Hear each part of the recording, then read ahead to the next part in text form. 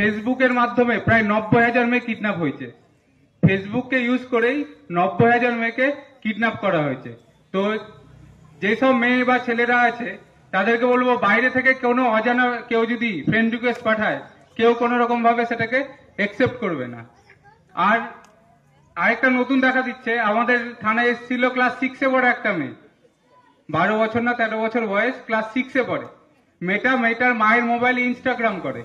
Instagram শুনেছেন, বাচ্চারা ছোটরা করে, বড়রা অনেকে শোনেনি, ইনস্টাগ্রাম করে। মেয়েটাকে একটা অ্যাকাউন্ট থেকে ফ্রেন্ড রিকোয়েস্ট এসছে, নাম বান্ধবীর নাম করে একটা রিকোয়েস্ট এসছে, বন্ধু এসছে। এবার সেটাকে কি করেছে, একসেপ্ট করেছে, যে আমার বান্ধবী তো আমাকে ফ্রেন্ড রিকোয়েস্ট পাঠিয়েছে, আমি এটা একসেপ্ট করি। দিয়ে বান্ধবীর সাথে কথা বলছে, দিয়ে কিছুক্ষণ পর ভিডিও কল করেছে। তো মেয়েটা ভিডিও কল ধরেছে, যে বান্ধবী আমাকে ভিডিও কল করছে, আমি ভিডিও কলটা ধরি।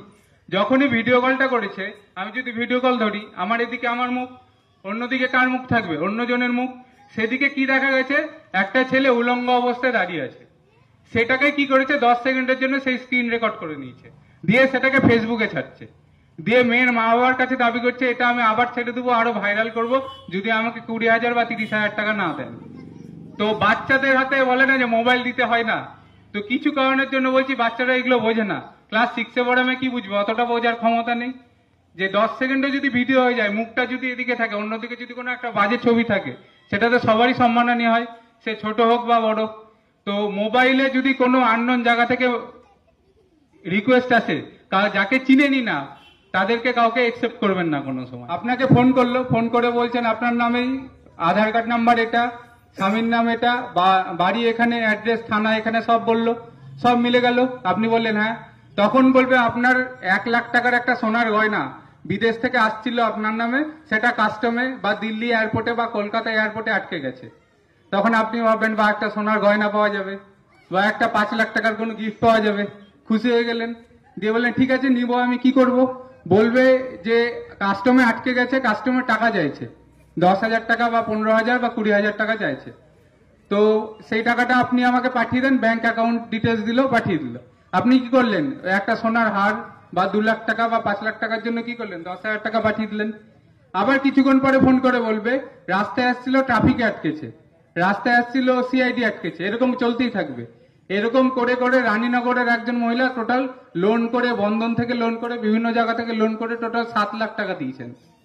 ঠিক আছে, 7 লাখ, 7 লাখ, 7 লাখ টাকা দেওয়ার পরে আবার চাইছে 1 লাখ টাকা, যে আপনার বাড়ির কাছে আছে, রাস্তায় আটকে গেছে, এবার আপনি এই টাকাটা দিন, আপনার বাড়িতে পৌঁছে যাবে। তারপরে মহিলা আর বাড়িতে গয়না পৌঁছানি, মহিলা কোথায় গেছে, আমাদের বহরমপুর সাইবার থানায় গেছে।